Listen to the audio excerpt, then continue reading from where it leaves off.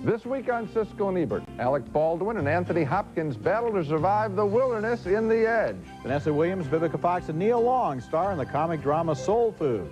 George Clooney and Nicole Kidman race to retrieve a stolen nuclear warhead in The Peacemaker.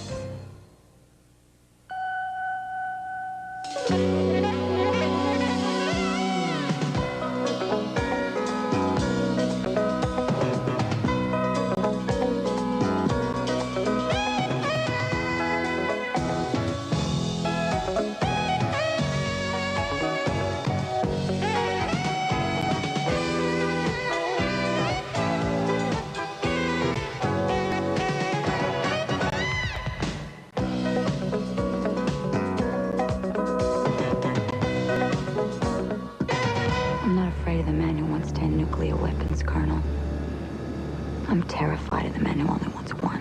Nuclear weapons have been stolen, and it's up to a White House aide, Nicole Kidman, and a Special Forces Colonel, George Clooney, to get them back again in The Peacemaker, one of 5 new movies we'll be reviewing this week on Siskel and Ebert. I'm Roger Ebert of the Chicago Sun-Times. And I'm Gene Siskel of the Chicago Tribune. Now, the story of The Peacemaker might sound generic, a hunt for terrorists with nuclear warheads, but the direction of this movie is exciting, and I enjoyed looking at familiar situations through a new set of eyes. In The Peacemaker, Nicole Kidman proves to be a credible, brainy presence in an action picture, a high-ranking nuclear physicist in charge of tracking smuggled nuclear weapons. Here we have the satellite imagery.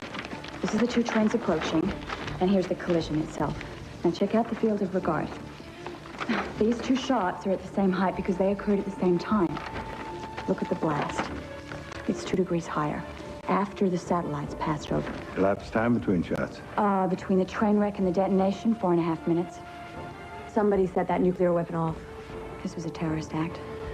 Kidman's partner in tracking the missiles and the terrorists is a military man played by George Clooney. I thought he was really stiff in his last 2 pictures, One Fine Day and Batman and Robin, but here he comes alive, playing a character with guts and a very practical mind. Please, where's the other warhead? Please, bring me up. Listen to me very carefully.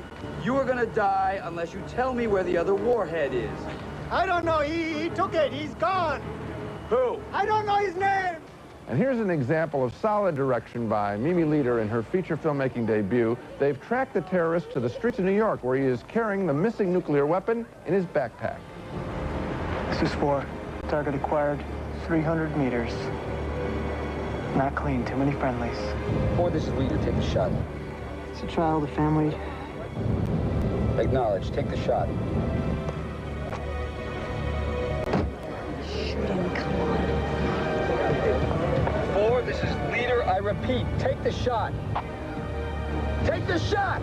I don't know how else to say it, but The Peacemaker is exciting. The major performances are first-rate, and the story, though familiar, rushes by, I thought, with uncommon energy. I was entertained, so thumbs up for me on The Peacemaker. Thumbs down for me. I'm not sure how smart she is, since George Clooney walks into her briefing, corrects her, interrupts her, and interprets the material in a totally different way. I mean, at one point she says, give me a man who knows how to take orders, and then she takes orders from him for the rest of the movie. She can't do it alone. Another thing, you use the word familiar 2 or 3 times and generic once, and I think you're putting your finger on something. This movie is not original. This is the first production of DreamWorks. Yeah. It seems to me they could have tried a little harder to give us a 3rd act that was original instead of once more the countdown, running against the clock, the ticking red digital readout. I mean, we have seen that already this summer in 4 other movies, and we know exactly what's going to happen. Did you like any of those 4? I did like some of them better than this one. Okay, yes, I did. Yes. Then it isn't. However, I also gave thumbs down to Air Force One, you may recall. But my point in asking that question is, there's an extra edge in your review because you don't. It doesn't mean that because it has a ticking clock that it's necessarily bad, although I sighed when I saw that too. Yeah. The point is, and I've seen it with other reviews of this picture, frankly, this DreamWorks, the Spielberg, Geffen, Katzenberg trio that everyone has high hopes for or whatever, or is envious of, whatever. Yeah, well, I couldn't have more regard for the three of them. But I am finding that there's an extra edge in these reviews. Okay, well, I'll give you the edge. Yeah. They should have come up with a better movie than a routine formula summer thriller. It is not routine because it is so well directed. This woman in that chase scene on the streets of New York and in the hijacking sequence of the nuclear weapons really shows her stuff. And she gets a real good, she gets a really good performance out of George Clooney when no one else could have done it before on the big screen. Okay, next movie, and our next movie is Soul Food, a warm-hearted story about a big African-American family in Chicago and the competition between three sisters and the way traditions get passed down through the years. The movie stars Vanessa L. Williams, Vivica A. Fox, and Nia Long as three daughters of a matriarch, played wonderfully by Irma P. Hall, who presides every Sunday over a soul food dinner at which family issues get discussed and sometimes argued over. Now, I'm going to tell you something. One finger pointing the blame don't make no impact, but you ball up all them fingers into a mighty fist and you can strike a mighty blow. Now, this family got to be that fist. There's a side story involving each of the sisters. Williams plays the most successful member of the family, a lawyer married to another lawyer played by Michael Beach. But his heart isn't in the law. He'd rather pursue his music career. You work for a great firm with a great reputation. You could make twice the amount of money if you spent more time on your job and quit this music crap. If I'm going to take $5,000 of my money out of the bank, I'll do it. Only $31,132 are yours. The sister played by Nia Long runs a beauty shop and is newly married to a man with a criminal record, played here by Mekhi Phifer. So now the only thing is I got to find a way to explain this to Bird. What? She's high maintenance. I don't want to make it seem like I'm living off of her. No. You don't want to tell her, man. Why not? Because you ain't got a job. Nah, you don't want to tell a woman. A black woman. Especially a black woman. You ain't got a J-O-B. Nia Long shares with the middle sister, played by Vivica A. Fox, how much she admires her. Shoot, all I got is a husband and some kids. Mama always said that you were the strongest one in the family. I just want to say thank you for always supporting me. You my sister, girl. The acting is strong by all the members of the ensemble, but I'd like to put in a special word for Irma P. Hall, who in several movies recently, including A Family Thing and Nothing to Lose, has emerged with a strong personality and real screen charisma.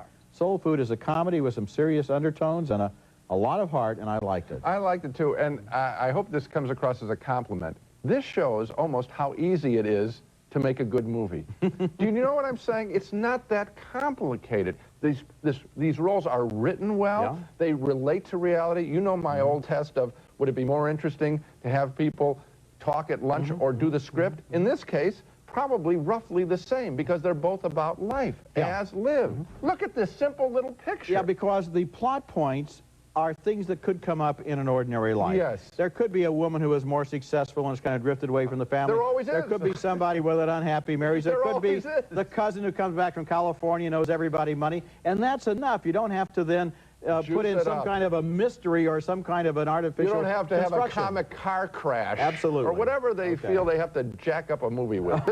This is a good motion picture. Okay, coming up later, Kevin Kline and Sigourney Weaver in The Ice Storm. You know, I think Elena might suspect something. And coming up next, Anthony Hopkins and Alec Baldwin are stranded and being tracked by a very determined bear in The Edge.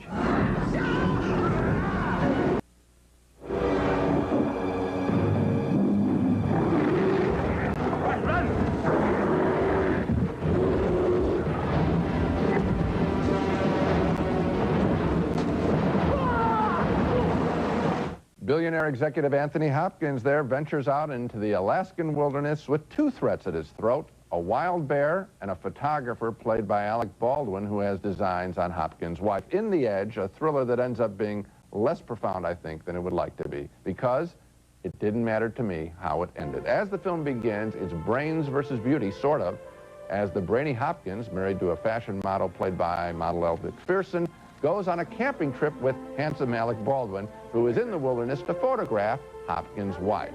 Here the plane carrying Hopkins, Baldwin, and his assistant to a remote location has just crashed.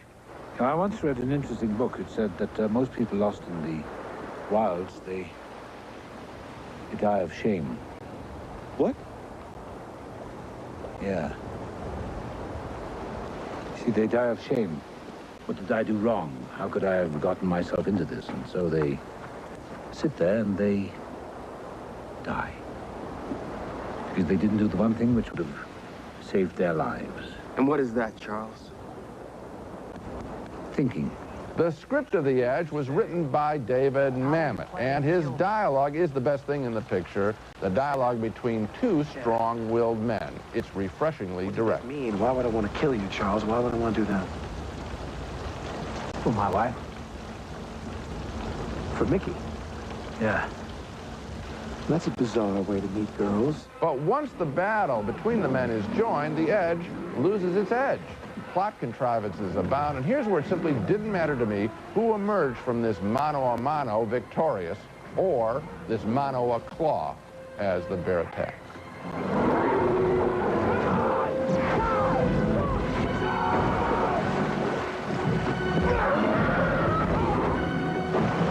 Hopkins' performance is buttoned up and solid. Baldwin's character, however, meant nothing to me. All that mattered was the occasional smart line of dialogue from David Mamet's script. But I'm afraid it's in service of a story that is a little more than a coin flip between life and death. Well, of course, a coin flip would be an image that Mamet would be very familiar with, and I'm surprised that you don't think he should have written this material, because you said it isn't very profound. It's not supposed to be profound. This is a very low-key, witty satire in which what Mamet is doing with this dialogue, he starts right out at the beginning by telling you something where Hopkins says to Baldwin, the reason people die in the wilderness is out of shame, embarrassment, because they don't want to admit how stupid they are. And the smartest man will survive. Now, the whole movie is about who is smarter, and that's interesting because in killing the bear, for example, they use intelligence.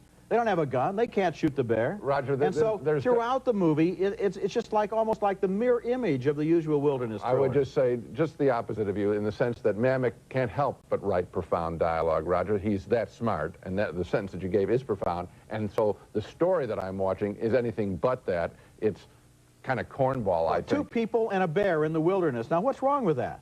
What's wrong with that if the people are interesting and if the bear is interesting? The bear wasn't interesting, number one. Oh, I was interested in the bear. It's a real toss-up. Especially when it was chasing them. It's a toss-up, oh good, as opposed to hibernating. It's a real toss-up between who's more interesting, Baldwin or the bear. That's just a cheap one. It isn't. It's intended to be cheap because he is boring. Okay, well, it was cheap, so you succeeded. When we come back, a tragicomic look at life in suburban Connecticut, starring Kevin Kline and Sigourney Weaver. I have a husband.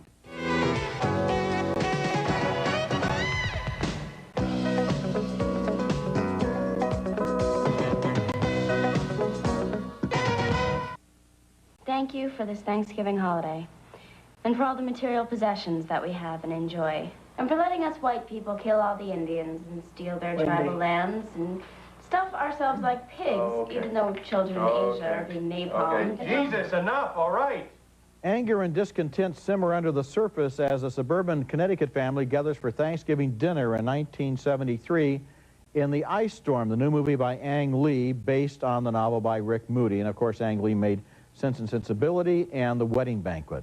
The parents there are played by Kevin Kline and Joan Allen, whose marriage is on the rocks, and the children are Tobey Maguire, just back from boarding school and wishes he wasn't there at all, and Christina Ricci, whose alienation has been channeled into sexual experimentation. On the sex information front, the kids and their parents are completely out of touch, as this heart-to-heart talk between Kline and Maguire illustrates. Anyway, if you're worried about anything at all, just feel free to ask, and we'll look it up. Allen probably suspects that her husband is having an affair, and she's right. He gets together the next afternoon with his neighbor, Sigourney Weaver. The guy talks non-stop throughout the entirety of the miserable 18 holes on topics that are the supposed domain of my department. Yeah? You're boring me.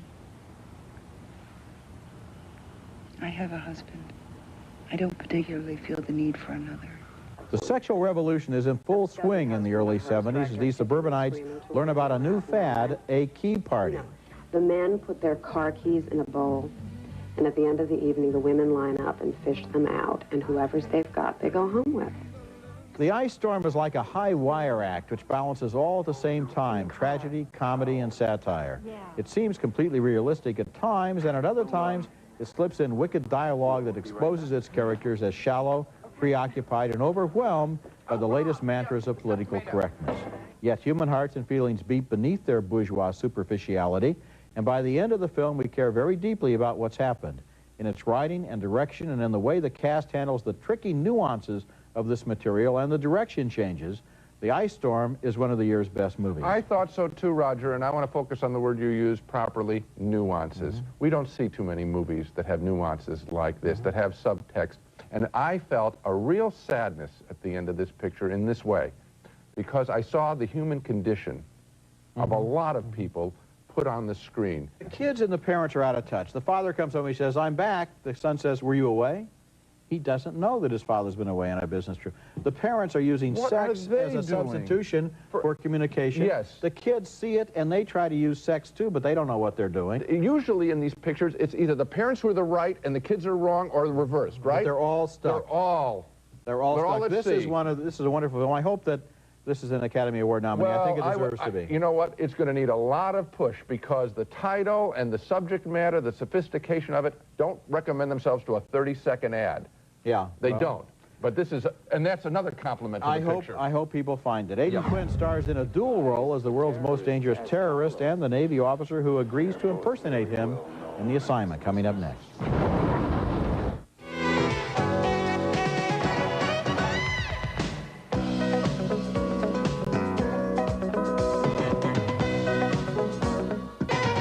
Our next film is a thriller about the attempted capture of the international terrorist known as the Jackal, who was the object of a real worldwide manhunt in the 1970s. A high-ranking CIA officer played by Donald Sutherland has a plan. He wants to train a look-alike Jackal played by Aidan Quinn to pretend to be the real Jackal, and thus place the pseudo-Jackal in a compromising position. The governments of most of the countries in the free world have been trying to get Carlos for the past 10 years. And they have come up with absolutely nothing, because there's really only one way to get him, which is to say there is exactly only one person in the whole world who can get him. Here's an example of the psychological warfare that Sutherland uses on his supposed ally, Quinn. How do you think it's going to look in your jacket? Your country came to you requesting help and you turned it down? Not exactly promotion material. You know what I mean? The plot becomes more complicated when pretending to be the cold-hearted Jackal affects the way Quinn behaves at home with his wife, Claudia Ferry. People are killing out there, and I'm one of them. I've murdered people. Not clean and surgical, firing a missile from some sub, but close with a gun so that their brains splattered on me. Well, again, in my opinion, as I felt with The Edge, it really didn't matter to me how The Assignment ended. Here's another screenplay I think lacking a real soul. It's just mindless action and therefore a disappointment for me. And by the way, does anybody really think The Assignment is a good title for an action picture? Well, Gene, I cared a lot how it ended, and as a matter of fact, this movie has a third act, and it continues to develop mystery and intrigue and character stuff right up to the end. This is the smartest of the three thrillers on this show, and it's the best of the three thrillers on this show. And if you didn't care how this ended or The Edge ended, why did you care how The Peacemaker ended, since you knew how it was going to end, since the odds are that Manhattan isn't going to be destroyed by a nuclear bomb? Because, again, the direction. Here I thought that, yes, they are trying something. You're correct in this one. This is a really, really well-directed film. How about just the opening titles? They were astonishing by this director from Montreal. You mentioned the last act, and that's where I thought it was confused, actually. Oh, no, it isn't confused. It's confusing. That's different, because what happens at the end is you have two people who both could be the other one. It's like, this is like the ultimate extension of Face Off. What I'm saying is there should have been a more narrative drive in that final sequence, and it wasn't there. I thought there was. I thought at the end of the movie my intelligence was not insulted. I walked out of the theater still trying to figure out exactly what the implications of everything were. This is a good movie. If you were still trying to figure out, I guess I would have liked to see it resolved. No. I was happy not to have it resolved in that sense. I wasn't. When we come back, the story of Selena is out on video, and it's Roger's Video Pick of the Week. Siskel and Ebert's Video Pick of the Week is brought to you by Nestle Raisinets. At the movies or at home, Raisinets. My video pick this week is Selena, the story of a young Mexican-American from Corpus Christi who was just tasting stardom when her life was cut short. Jennifer Lopez, a rising young star, gives a terrific performance in the movie. There's a lot of music in the film, with Lopez lip-syncing recorded hits as in this performance of one of Selena's signature songs.